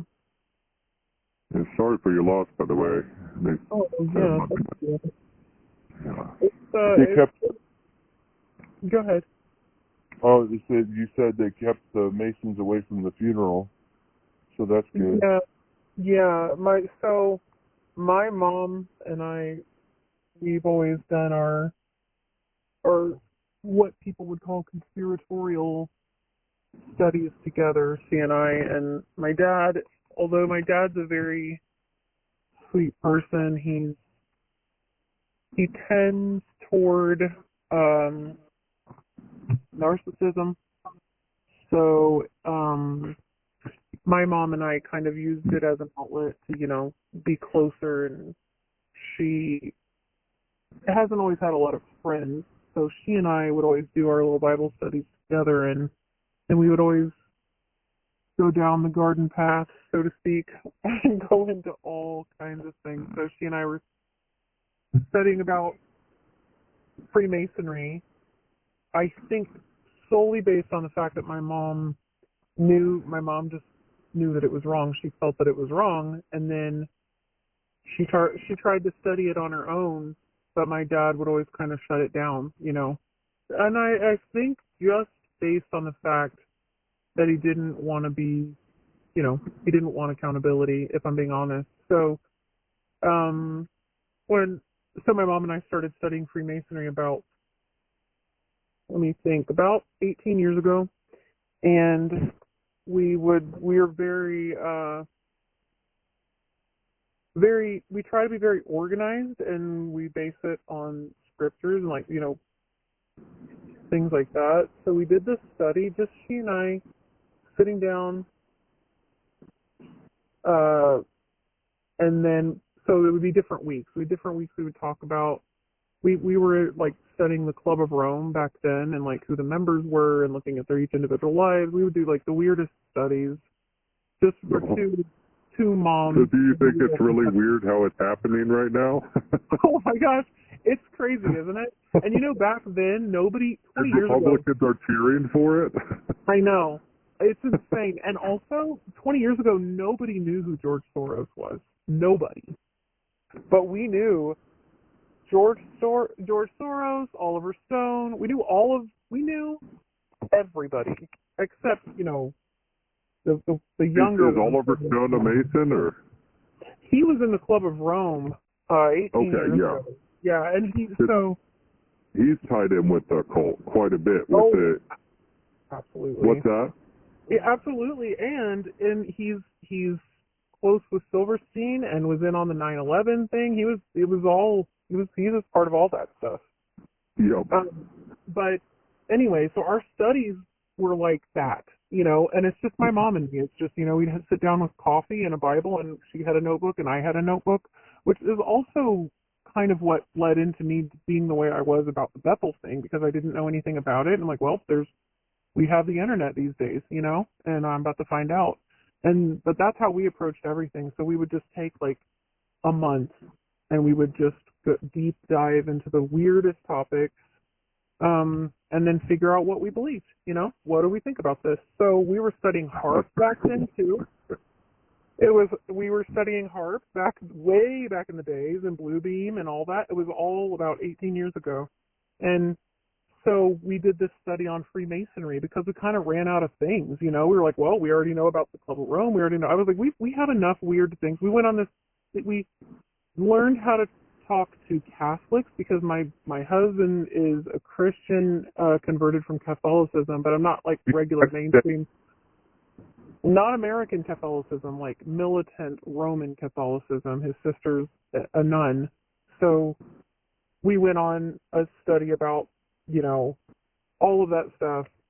The Pope, the Cardinals, we knew them all by name. Like, we had a study about each of their lives, their personal lives, as much as we could, and all that. So anyway, we just moved on to Freemasonry. And she's like, I think what we should do, and this has always kind of gotten me in trouble with your dad, but she said, I used to have Albert Pike's Dogma, and I forget the actual name of it. Morals and Dogma. Yeah, Morals and Dogma. She had a copy of it. But back then, my mom's always been very studious, but also she came from a horrifying family. And when she latched onto Jesus, she latched onto him with everything, like her life depended on it. But she's just a scholarly person. So everything she studies, she tries to tie it in with, the word, obviously. So she was like, I always tried to study this stuff. Even before I met your dad, I was like studying Freemasonry right when I became Christian, and I felt like God was, telling me to study everything. And she said, but my friend's dog chewed up half of the book. And I was like, man, I got to get my hands on another copy of that. And she said, for like the whole time I've been married to your dad, I haven't been able to get another copy of it. But I would like to show him how, messed up it is. And so my mom and I, when we started studying it, we were having all kinds of like, I don't remember specifics she could tell you, but it's like every time we would try to study it, there was something that was trying to like, it was spiritual for sure. Like there was something that would happen where it's like, well, we can't get back into studying that. We really need to get back into that. You know what I mean? And to us, it just seemed like we couldn't do it. So we started praying about it, and we were just like, well, we're going to pray about it because it's something that needs to happen. Well, it ended up, I got another copy of the Morals and Dogma. I bought it on eBay. I had it saved as a search for like 2 years, and we did the whole study without it because we found out a way to get it, to download it back then, which was pretty rare. But I printed it all out on like copy paper, and I had to go through like 2 ink cartridges, and like, it was back in the day, So we printed the whole thing out and had it in files. This is how we were. We were definitely nerds, but we studied it all, and we basically had it out with my dad, which there's all kinds of trauma relating to that. But I was the selected one of the 7 kids who had to confront my dad on all kinds of things. So that was one of them, and so we were like, you have to try to present it to somebody like that in a way where it doesn't put them on the defensive, but you're just doing it. Thankfully, we had the ability to appeal to the fact that he did claim to be, a follower of Jesus, and I feel like you're at a great advantage when you have that, because then you can just, appeal to that the entire time. If you're thinking that they are on even defensive, it's like you can keep coming back to it and saying, well, what does the Lord say about this? And what do they do in the little rituals? But we didn't tell him that we were studying it for a couple of months, and so when he would say, well, we don't do weird stuff during the little meetings, and I'm like, I actually know what you do in the meetings, and I know what you're supposed to repeat back, and I know what you're supposed to say, and he was kind of shocked, because it's all, quote, secretive. But yeah, my dad ended up eventually having a talk with his dad and saying that he wasn't going to go to the meetings anymore, which is a huge deal because my dad's dad was pretty abusive to my dad, always trying to make him feel inferior and everything. So it was a big deal that my dad kind of stood up, which was very gratifying to my mom and me because it means that we broke through, that stubbornness and not wanting to admit that he was wrong. And but so my grandpa passed away, and I don't know if you've ever seen the things that they do in like at a funeral for the Great Lodge or whatever it is. A Grand Master comes from the lodge, and they put like a spruce sprig in the coffin, and they put what was that? An acacia sprig. Yeah, something like that. And then they put, the little There's a couple of other things, like the geometrical tools, whatever, I don't remember. And his apron is what is it? Well, a white leather skin apron of some. Pretty little when I first saw one. I think it was like 9, and that's the only memory I have of it. But they do like a little ritual, and then they read something. When I say ritual, I mean like there's usually what I remember. It may have been my great grandpa's funeral. I think it was. And they do like a couple of the handshakes, and then they both turn, and someone says something made no sense to me when I was like, I think I was 9 or 10. And then the other guy reads a little card and tells about the person and whatever. It all sounds super weird. The Lions grip, they like split their index and middle finger from their pinky and ring finger and like grab each other's wrists. Yeah, and they both had the aprons, and then they put an apron over the body, and then they're blessing him and sending him off or something of that nature. I was so little, but I remember when I was little, I was like freaked out, you know. It's so official and it's so weird. And then, so my mom, for like the last 5 years, she was like, she was like, I don't know what to do to him. Like, I don't want to see that at the funeral. And she said, if you want to, you know, she said, I just don't know what you should do, you know. And I was like, well, if they try to do that at my dad's funeral, like, I'm not going to allow it. And my mom said, no, you know, if they make that choice here on earth, that's between them and God. I'm not going to interfere with it. And so I think my dad took that really to heart. And she said, you know, we forget sometimes that when Judgment Day comes, no one's there to vouch for us. It's just us. It's just us and God. No one's going to stand there and defend you and say, well, you know, he misunderstood about this. She said, you have to take everything seriously. And that was kind of when my dad was like, you know, you're right. I don't want to be a part of this. But I do know that even after all the things we talked about, my dad did end up going to, I think my dad's a 32nd degree Scottish Rite Mason. Holy crap. And my brother's also. And my grandpa was, I think, 33rd. They may all be 33rd, or maybe my grandpa and my dad are 33rd, and my brother's the 30th. They would have taken communion out of a human skull. Is that Scottish Rite? Yeah, that's like the hardest one. So it may be. And they're at the very least 32nd degree. At the very least. Crazy. Yeah. So my dad told my grandpa was trying to get him to be like even higher, and he refused. But I do know that they are all at least 32nd degree, and I'm not sure how they would officially renounce that. That was kind of something I question. Like, I don't know how, if you're already in it, like, how would you officially renounce it? I don't even know if that's possible. But going through my grandparents' things, my grandpa, what I used to think is, and there is a portion of truth to this, but down in the mountains of Kentucky, it was just kind of the Masons would go out and feed the hungry people, and, you know, hunger spoke volumes, and whoever came around with, you know, a bag of potatoes and corn was, you'd vote for him, you know what I mean? Like, whoever fed you, that spoke up, you know, that said everything about their character to them, because they were starving and hungry. And the Masons were the ones going around and feeding the people in the community. So when my grandpa came here, he was like, of course I want to be a Mason, you know? And that's, I think, where it started. But when I looked at the things, like, my grandpa had a diamond ring made for my grandma.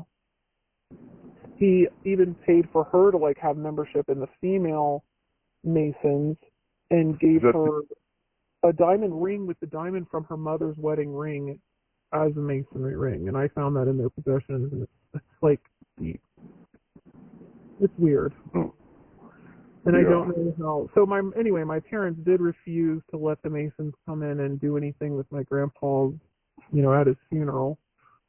which is a step in the right direction, but it doesn't negate the fact that he was a part of it, you know? Yeah. Yeah. Yeah, that's crazy.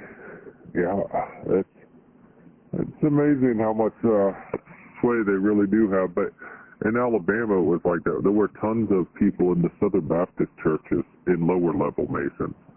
Mm-hmm. You know, before they even knew, like they were devout Christians, they just didn't know the end game of the Masons. They're like very low, you know. The Blue Lodge Masons. Mm-hmm. You know, even the lowest rank of a Mason, they do a baptism in a high. You know, it's a different type of baptism. They'll tie a tow cable, like a tow rope, around their necks, and they'll lead them around, and they'll go through the ceremony. Yeah. And then they'll hit them in the back of the head, and they'll land on like a net or a trampoline or something, and then that's like a form of baptism. Is just so you're now go to a higher. Yeah. And that's the weird thing, you know, is seeing Trump's, you know, main pastor is a 33-degree Mason. Right. Was, you know, before he died. And I just don't understand how Christians are falling for him. I just Norman Vincent Peale. You know. Yeah, and I sent you that picture of Trump dressed up in Masonic garb, did I? No, you didn't send me that one. Yeah, he was all in the garb. That was interesting. You pretty much have to be something in order to get that high up. There's no way around it. Yeah. Yeah, I think he's in quite a few things personally, but I think he's the Magus or the MAGA. I really do. Yeah. Time will tell. Oh my goodness. It's disparaging seeing how much evil when you're able to start actually seeing it with your own eyes, and you get the scales come up and you're like, oh my gosh, this world is wrecked. Yeah, I think it kind of makes us though, like, you know, that come Lord Jesus at time. Oh, absolutely. You know, it is nice to be able to talk to other people who see it, and that's the bad part up here. It's like we're very much alone. We're in a land of Trump fanatics. Yeah, over here in Ohio, it's that way too. It's hard, even if they're not Trump fanatics, they're absolute leftists. So it's not really. It's either hardcore left or hardcore right. And if you bring this up in church, they look at you like you're literally insane. Like if you bring up the definition of MAGA and you start talking about stuff like that, they look at you like you're crazy. Yeah, yes, they do. Oh, you get yourself in a lot of trouble around here. Something interesting recently. You know, we got the MAGA at the top of the Church of Satan, but so you know, we got the Council of Nine, which is the human leadership, and then I've learned the Council of Seven is the fallen angel leadership, and then above that would be Lucifer. And I forget the guy's. Oh, it's on the tip of my tongue, but it was divulged who wrote a lot of books. Who was actually like the Council of Nine member, passed away. He was the Council of Nine member, and he was in charge of like North America as far as everything that happened in that regards. And he wrote a lot of books for the Masons and stuff. And I have to come up with his name and send it to you. You would have heard it before. Yeah, you'll have to, you saying that reminded of that Jane Lead article. You got to read, because she talks about the seven angels that gave her this kind of... Yeah, there's the seven rays, right? The statue. Yeah, they always have the seven rays. Or and then the seven rays prayer, but those are like the seven fallen angels who are like the provincial spirits, like the fallen entities that are over the earth. But yeah, I'll have to look at that article you sent later a little more, but yeah, try to get into it. It's just, I am terrible at calculus. I wish I could do it. But, it's all bullcrap anyway. It's all made up. But, I know. I sometimes look at it like, oh, this is Babylonian math magic, numerology. Well, think about the people who are good at it. They're a bunch of weirdos. Like, math teachers, particularly in colleges, are a bunch of, like, people who have zero social skills, who don't care. They don't want to focus on the teaching. Their heart's not in it. And they explain for nothing. And so they just go in there with, like, it's a burden or a bear for them just to check the block that they have to teach a class so they can go do what they really want to do. You know, and nobody really understands what's going on. And so it's kind of like the deck's stacked against us just by the nature of people who are good at math have to teach math, and that just doesn't work. Is that why math used to be called ciphering? Yeah. It's probably the base of that word. Ciphering. I remember watching a YouTube video, it was a few months ago. I don't even know if you sent it to me, but it was something about someone was saying that they were in the, no, I think it's one I just found, but it was someone who had been in the occult, and it was a woman, and she was talking about how there's the black magic and the white magic within the government, and then MAGA is the white magic. It's like the perception of the savior, perception of, you know, salvation, and the black would be like the Hillary Clinton side, like the leftists, and that's the black magic side, and it's black magic versus the white MAGA. But in the, you know, it just reminds me of what you guys were saying, because she was saying that in reality, MAGA, it was just relating how MAGA, the white magic side, even if they win, as all of the, quote, you know, the Christians that are fooled by it, throwing all their eggs into the MAGA basket, they're still falling for the white magic, still with a K, obviously, the magic with a K. Yeah. That's what it reminded me of, but I don't remember who she was. No, it's not. Not that. Manly P. Hall is the guy's name. Oh, yeah. So, hey, Yeah. and suffers from really bad headaches like you. oh, you get migraines? I don't Oh, think yeah. Yeah, for sure. What triggers them? You know? I don't know. I've theorized about it since I was about 8. I don't know. I know that stress does, but I've thought mold. We had mold in our house, and I know that has contributed. And I've wondered sometimes if it's like a spinal misalignment, you know. But the thing is, I've corrected so many things. I'm still living in mold, but I've corrected so many things that I just don't know if I'm, you know, if I'm theorizing or if it's actually, I don't know what causes them, to be honest. Have you tried cutting out carrageenan? No, not specifically. I cut out carrageenan and I get migraines. I'm legally blind, so I get stress headaches and then it'll turn into a migraine. But carrageenan is a different type of migraine for me. And if I get carrageenan, I'll have a migraine within 15 minutes every time. So I'm down to just like 3 or 4 migraines a month, and sometimes 2 migraines. But I used to have like 15, and it was just miserable. Right. Yeah, I went to the doctor for the migraines because I was like, it's very debilitating, you know. And I have 5 kids, so I was like, I don't know how I can. I mean, I got to the point where I was just like, I can't function as a human, as a person, especially as a mother. I just can't do it anymore. So eventually, like, I went to the doctor and I saw her notes. I saw her notes that she took, and it said depressive. And I was like, and she didn't mention like the headaches, and she said presents migraines. I think that one month I had 17 days out of 1 month that I was in a severe migraine. And she said 17 days of month with migraine, depressive. And then she put antidepressant ? And I was like, okay, I'm not going back. No. I mean, of course I'm depressed. I can't function, But I used to get them that many days. It was horrible.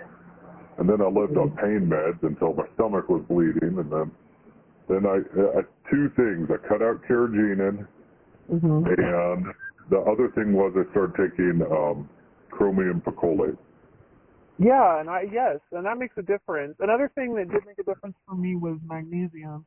So first I was taking magnesium citrate, and then I realized there's all kinds of different magnesium. So I started one by one, like I'll try a different kinds of magnesium. And the one that I take now, let me look. I don't remember what it is. But if you try the different forms of magnesium, eventually you're going to get to one that helps. I think, for me I'll at least. try that. Yeah. I'll try to do fast if I can see the one that I take. I'm sitting in my truck because all the kids are inside, and it would be definitely if I went in there. Huh? You someplace good? Oh, I was at Casey's, but right by the house. But right now I'm in the driveway. Cause okay. I thought maybe the girls wanted the truck, but she wanted me to read her essay that she wrote for her co-op. Okay. Yeah, I'm looking at the magnesium. Yeah, so I take hi buddy. I take Neuromag. It's magnesium L-threonate. Okay. I haven't heard of that. I'll have to check that out. Yeah, and I was reading up about the MTHFR mutation and some issues that you can have with like methylating your vitamins basically. And so that's the one that I took because it's supposed to be good for that. Okay. Oh man. Well, yeah. It'll be interesting to see what goes on. I definitely think there is like the dark and the light magic, but it's all bad magic. But right. Yeah. Not of God. As above, so below. The white checkerboard floor. But it does seem like there's a battle for who gets to win right now. I feel like they're all battling kind of like Mafia does, see who gets to bring in the Antichrist. And that's exactly what she was saying. That's exactly word for word what she was saying. She said it's basically the fight for whoever gets to usher in the big guy. She said, and either way, they're losing, but they, that's what they want. And at the end, they're all going to be hiding in the caves and asking the rocks to cover them. Yeah. At the end of it all. It's crazy how many things tie into this year, from Alice and Bailey, predicting 2025 to Elon Musk predicting singularity 5 years ago would hit at 2025. And calendar. I know I say that every time. Yep, the scene calendar, and then, Trump's group with the Project 2025. It's like all these different groups are all converging on this time period. It'll be interesting for sure. But I think that's all we can do. It's nice to be aware though, just so you don't get tricked. The main thing, and two, so you can slowly pull one or two more out before. I just feel like it's getting harder and harder to convince people this year than it was even last year to see through. You said something too that is, like you were saying, I think if you imagine how many people, even within the church, would fall for the whole scenario of the Antichrist as you described it. I mean, just saying that basically, like an alien or a demonic entity will come forward and say, that was all me. If you really imagine how many people within the church today, right now, like this Sunday, the people you look at, how many people would fall for that? It's a big, at least in Ohio, that's a pretty big number. That's a pretty big number of believers, quote, believers who are who would fall for that right now. So if you start talking about it, and we can barely say that Hillsong is off kilter to these, to people. It's very clear to me that if you start saying, light magic versus dark magic, people are just not going to hear you. They're not going to listen. They already are at such a point of Trump worship that I can't imagine having this conversation with so many people in small groups in church. It's pretty crazy when the atheists are like, hey, he's starting to look like the Antichrist. Yeah. Oh, right. That's so cool. I was listening to this guy. He's not a great guy, but he's an atheist online. And he was like, he knows his Bible, though. He was a former Jehovah's Witness, and now he's an atheist. He's like, man, I do not believe in the Antichrist, but if I were a Christian, I would, because I would think he's really right now. He goes through a whole list of verses, and sadly, he knows his Bible better than most, regular churchgoers. Yeah. And kind of reminds me of my brother. He's an atheist, or was. I actually just talked to him last week, and he's no longer an atheist, he said. But he's not a Christian, of course, but I mean, it's not my other brother. Like, my other brother and I have been talking a lot, but my other brother who works for the clubs, he's a manager at one of the clubs. He was like, used to be like, if God existed, I would live my life to try to find a way to kill him. Like, that's how strong he felt. And for the first time in a decade, he was like, maybe I was too harsh. maybe there's something there that I'd have that much hatred towards a God figure, but he's vaccinated, he got the vaccine. I'd asked him not to. He's the only one out of 7 of us who got it. I have 7. There's 7 siblings. 6. Oh, wow. But, he's the only atheist left. 2 are saved. 2 are thinking about it. And then there's him. But, he went to a Bible college just to go destroy people's faith. That's where he got his degree. Like, he's very intelligent, and he knows all the writings of the founding, Christian fathers, and he went to a Baptist theology college, got his degree there, not in theology, but he just got it, that's where he was going for his business degree. But he would just go just to mess with people and argue with them. Wow. He really hates God. But I talked to him last week, and he's really kind of coming out of that for the first time, which is amazing. Wow. But I honestly think it's because he's watching Trump. But he's like, I'm terrified of the Christian nationalists. And I'm like, well, we can both agree on something. I am too. That's very telling. You see the Christian nationalist, he's like, this might be the Antichrist. I'm not getting worried here. I've never believed in God, but he's getting worried. What a freak. Christian nationalist. We're back, baby. We're going to rule. I really do want to write an article. Be praying for me. I'm trying to find time. I really want to write an article about stealing the inheritance. Like off of that parable that Jesus tells. I think that's where we're at in the Christian church, because we want the inheritance of Christ's reign, but without him. I think that's what this is all about. Have our cake and eat it too. Adam and Eve, they wanted the inheritance. They wanted God's power, and then Jesus comes and tells the Israelites the same thing. They go to let's kill the one who is supposed to inherit and seize the inheritance, and they kill him for it, just like he says. I think that's the same spirit at that move right now. It's just killing off true Christians in the church, and they'll try to seize the inheritance. But you're not going to be like exposing anybody, or you have to worry about your safety again. Yeah, that wouldn't at all. It would just be something to think through, Oh, do you remember? The name sounds familiar. I don't know why. Were they Vineyard?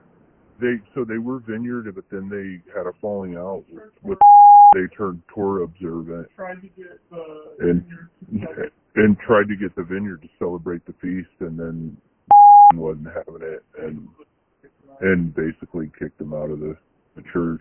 So did they go to where was, or is that where I know the name? They may have for a minute. Okay. So I was gonna like tell them, you know, hey, you might want to hear this, you know, to the wake up call for them, because they're really close to what's right, but there's some deception in there, and I'm trying to like show them. Yeah. And if they want to know the truth, they're trying their best. But then I told them about the triple tau, and they're like, don't call us, don't contact us, that's like a highly dangerous entity.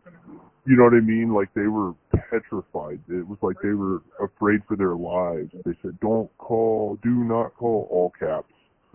So I was like, okay. What, over what? Like that?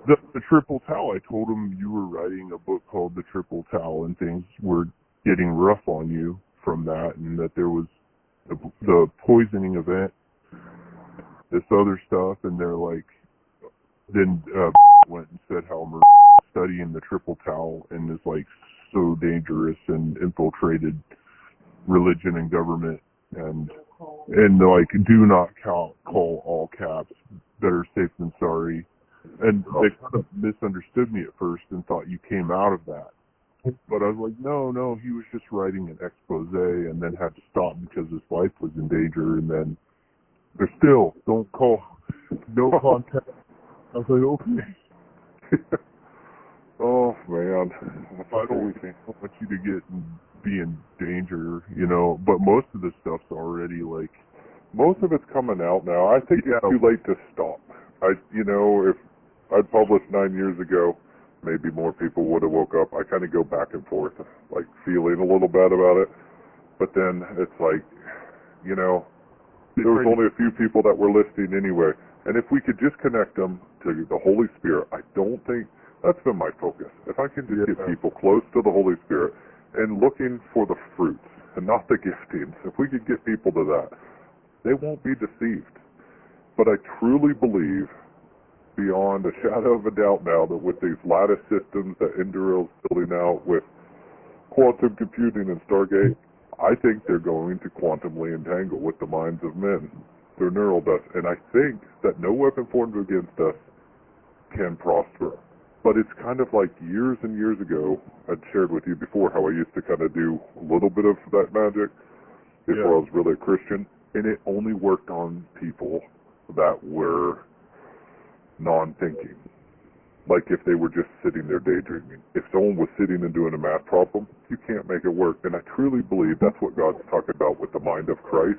I think if we have the mind of Christ and we're actively engaged in our walk with Jesus, I do not believe it can affect us. And so that's been my goal, is shifting from, like I talk about this stuff with you guys and with friends, because it's nice. And I'm meeting with someone next week that has invited me and over to dinner because they want to hear about this kind of stuff. Yeah. And I just brought up some vaccines, and she's like, I'm a nurse, and I'm still a nurse, and somehow escaped living in Michigan without getting vaccinated. What are you telling me? I just felt it was evil. And so I started sharing some, and so they invited us over next week or sometime. So be praying for that. Yeah. But my goal is, like, when I'm in churches now, I don't try to bring it up. What I try to do is, like, connect them with the true Holy Spirit, not the Kundalini, but, like, I believe if we're actively seeking and walking with God, I think we're protected. I truly do. Don't you also think that it comes down to discernment, though, too? Like, you're not going to have discernment if you don't have the true Holy Spirit, because a lot of the things that I see that churches are falling for is just lacking basic discernment. And I don't think, well, first of all, I do think that it's a gifting for some, but also, even if you don't have that as, the main thing that God's gifted you with, if you read the Word, you're going to have discernment. And I think that, if when it says even the elect would be fooled if it was possible, it comes down to discernment too. Like, a non-thinking brain is, to me, the one that's just sitting there and accepting anything in a sermon too. You know what I mean? Yeah. Without the basic discernment. Because if you're not reading the Word and someone says something that doesn't align with the Word, you're not going to know it because election does not mean salvation. Yeah. Mm. Yeah, I really do believe you have to be in the Word study to show thyself approved, a workman rightfully dividing the word of truth. Like, I think it's very necessary, more than any other time. And the reason why is you might have slipped through and made it, but there's going to be so much deception that I do not think that you're going to make it if you aren't actively pursuing God. I truly believe we're going through the great falling away right now. I really do. And that makes me sad. And I try to, I go back and forth because I have a family and we have work and we have this camp to run and a house to build, and yet I'm feeling very compelled to get out there more and share while we still have a window. And so I don't know what to do about that, but I don't know. And again, if Trump's back in office, and every time when he was in office last time, it got really hard on us. And since I talked to you last time, oh, by the way, I did send an email to Johnny Enlow Ministries. Oh, wow. Did they? But my email's been hacked now, so I can't I don't know if he responded or not. But I wanted them to come up here, and they said that they would do, on their website it says that they'll come and speak for just a small, like they don't have to pay a fee just for the ticket, but then a fee is suggested. So I'm like, so what's your suggested fee, and would you be interested coming to, because I thought it would be fun to maybe have a debate. But I don't know if they ever wrote back or not, because my email was hacked, and then my phone was hacked, and then my bank account hacked. I know you was that whole feature and all that stuff, or had all that. What's that? Yeah, that'd be fun to watch you debate one of these people. He is a very false teacher, so I just can't stand to listen to the stuff they're putting out there. It makes me so upset. But I don't think they will come, but I just put the invite out there. Why expose yourself unnecessarily? You don't have anything to gain from it. I would be willing for him, because I just can't stand that. I forget those friends of yours that when they said Johnny Enlow, like your name didn't register, but then I'm like, no, wait, I do know this name. This is a terrible teacher. Who were listening to him. He's the guy who is like saying Trump is God's anointed. The Messiah. Like they have a whole Trump theology. It's that Patriot Movement with Clay. What's that guy's name? Clay who? Clay Clark and General Flynn and all that crew, and the guy in Mount Juliet or whatever, Greg Locke, but yeah, they had that whole cult of personality going on with Trump, and then they kept saying like, yeah, we're prophesying that Trump would be reelected this, consecutive back to back, and then they edit all the clips now to say Trump's reelected, and they clip out the back-to-back part. Yep. Yeah, they were saying back in the day, Johnny Enno was like, oh, and he's Ancaker. They're like, he's going to take it by force, and it's already done in heaven, and you don't have to vote because God's going to do this. Yeah. And then they lose, which is awesome. But I really believe that Trump rigged the machine himself. I think he would have won. Oh, you think? Yeah, he didn't want to be reelected. Yeah, I think he had to do the 9/11 presidency, the 45 and the 47, and his art of the comeback, and everything times out at 2025, according to the occult. Yeah. So I think he rigged it himself. Timed it out.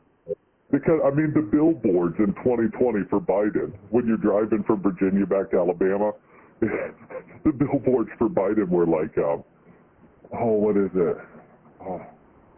It was something really pathetic, like, well, who else? Or vote for Biden. What was it? He's all we got, or something like that. It was just pretty pathetic messaging, and then he wins. You don't have any other choice? Yeah. But, and I've never been a Trump fan, but the point is, I think he would have won that election.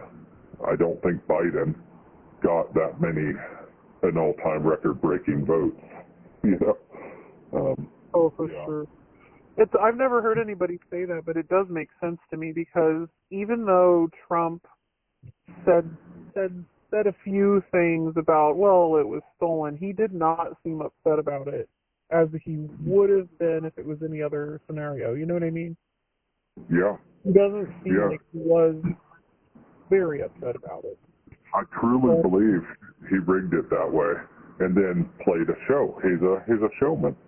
And they played the show about Dominion machines and putting out the 2,000 mules or whatever that stuff was.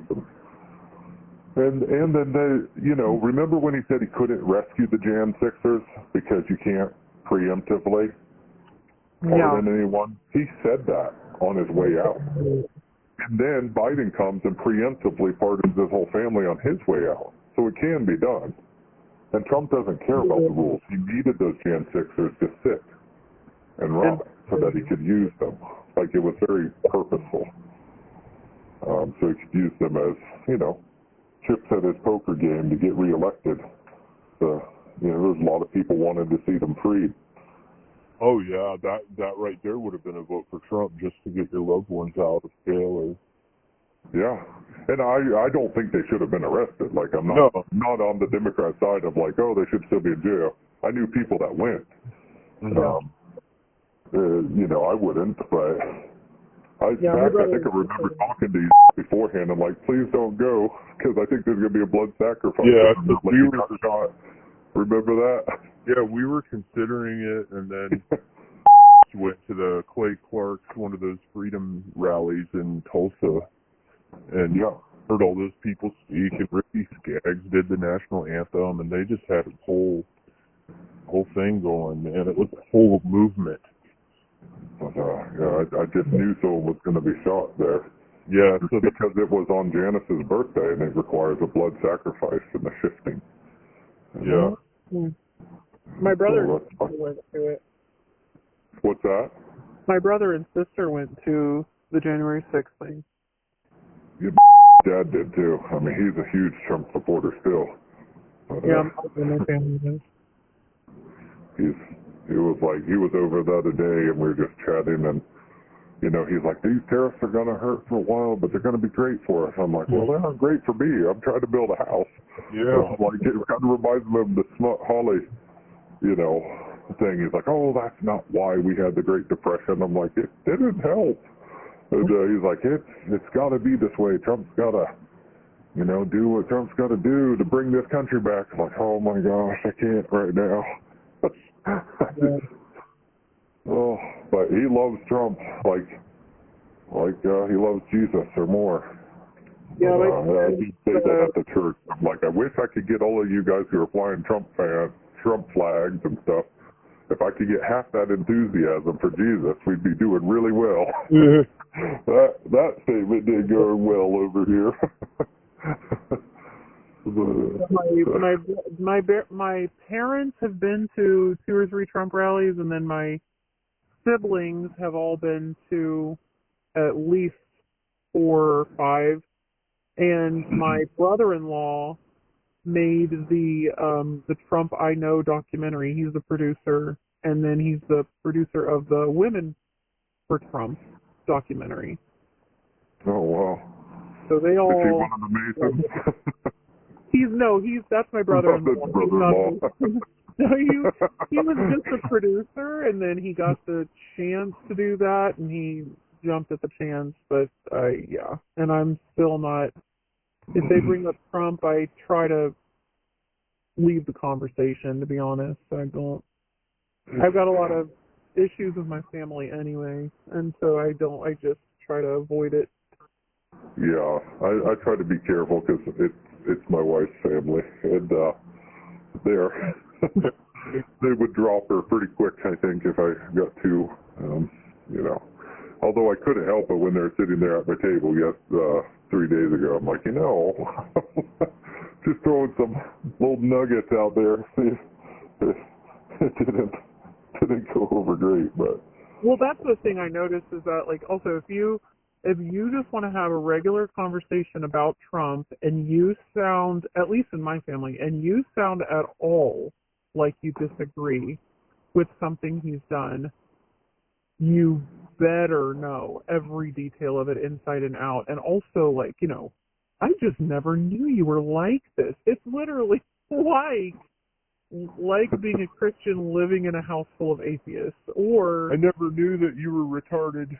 it's a cult. It's a cult. It feels very cultish to not like to just be in a family where they love Trump and you're the odd man out. It's like you see it from a different perspective, for sure. And that the worship and adoration they have, it's like, are you guys not seeing this? Like, yeah. It's crazy because the same people were like, Obama's the Antichrist, Obama's the Antichrist. I'm like, he's so proud. I'm like, you just got someone 10 times prouder and you can't.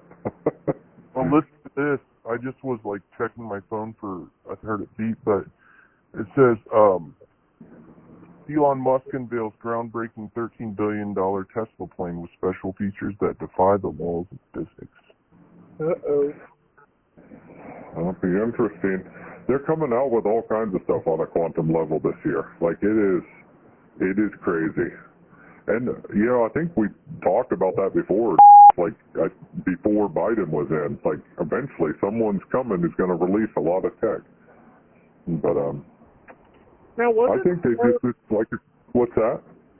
Wasn't HARP to begin with? Wasn't it started, or was it Project Bluebeam? It's been so long since I studied it, but wasn't that admittedly with the purpose of communicating with the other world? I mean, I think that they were pretty open about it. It was about seeing if they could open portals to communicate with the quote the other side. And so now I'm one like, so is the, what am I trying to like?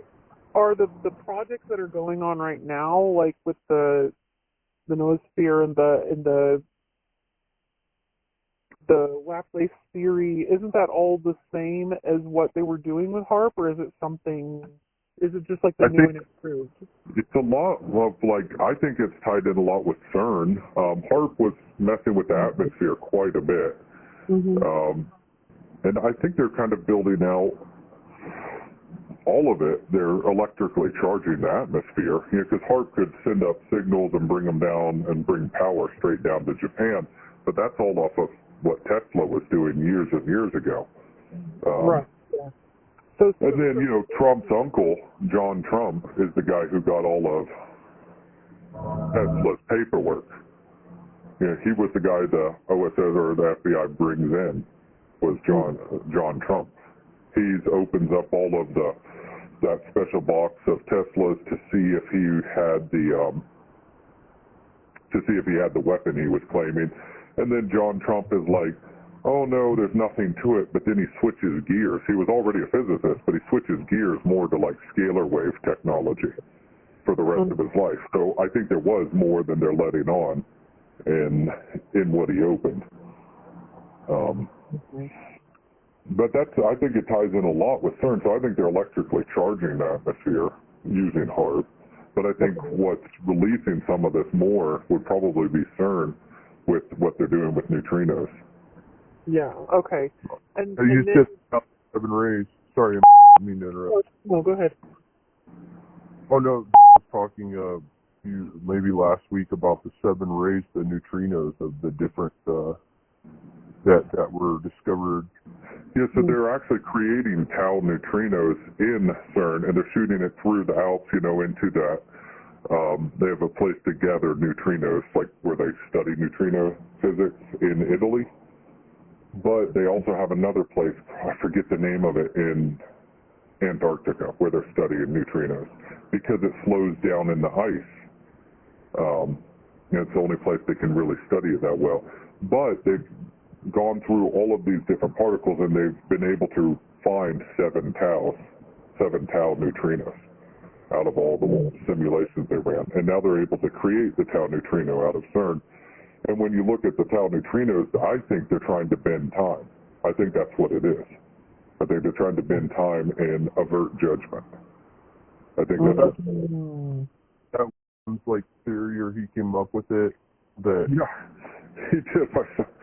I think to change the times and the seasons. Well, that does but it could be an appointed judgment or an appointed time. It can be interpreted in the Hebrew that way, to change an appointed time. I've always interpreted it thinking it was the Catholic Church because I think they're the first beast, but my son was like, this Tau research reminds me. Because basically when they're doing the Tau neutrinos, some of physicists are proposing that it can start an alternate timeline. And for fallen angels aren't judged and doomed to hell.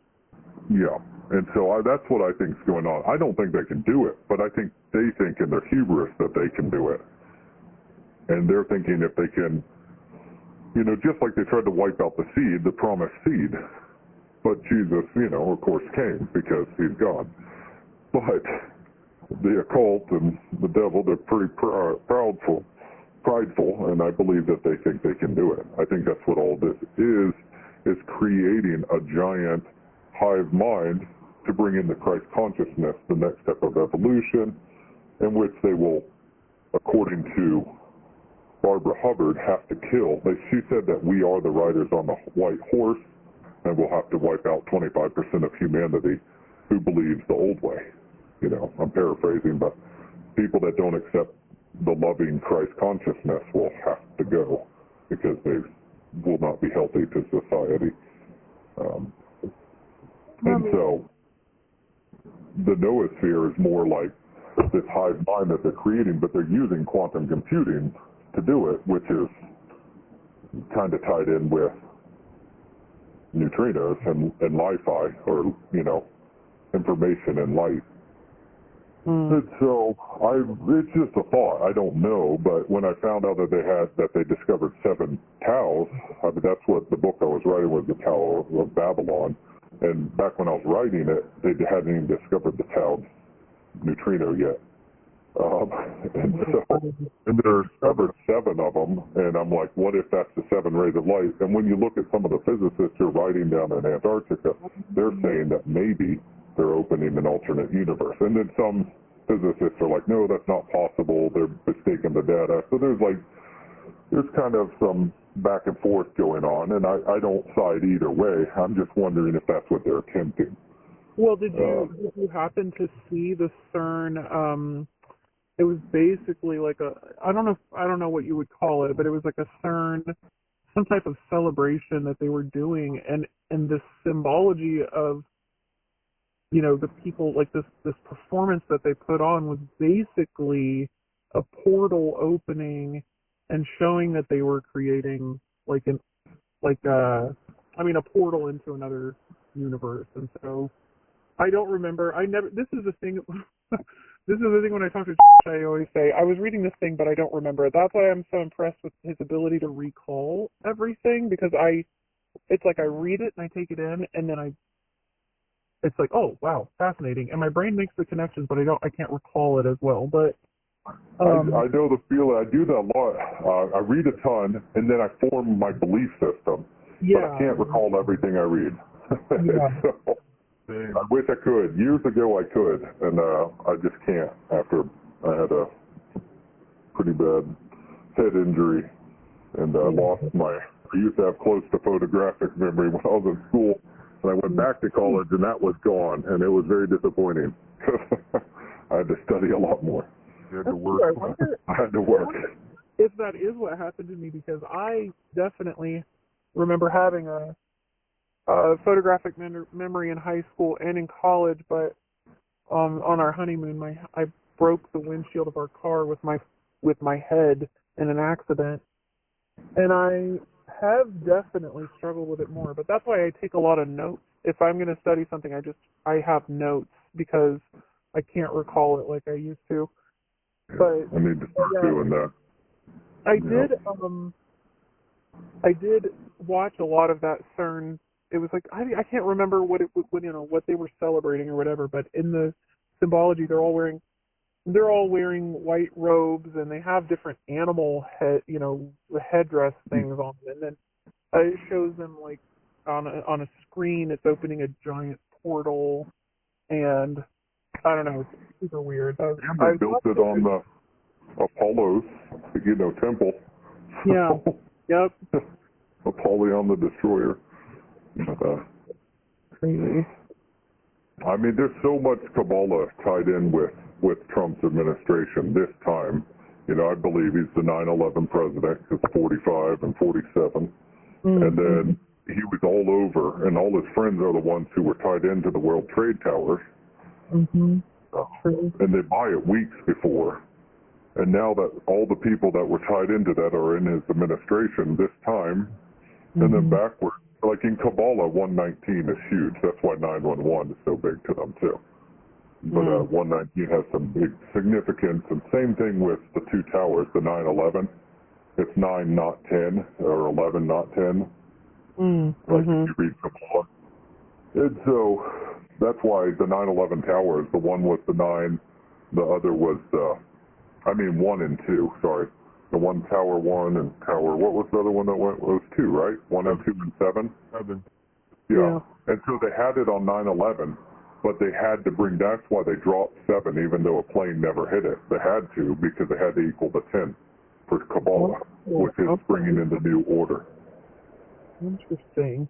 And I personally, this is my own theory, but I personally believe the plane that, they did the big news story of them bringing it down themselves and storming the cabin. Yeah. I think that was destined for 7. And, they said it was going for Camp David, but I don't believe that. I believe it was going for Building 7, and when it didn't hit, they had to bring it down anyway for Kabbalah. Imagine, because they couldn't leave it standing, because that would have not finished the 10 to perfection.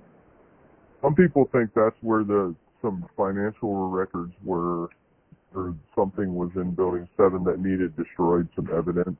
It did, because they were also doing an audit at the Pentagon, because there was $2 billion missing.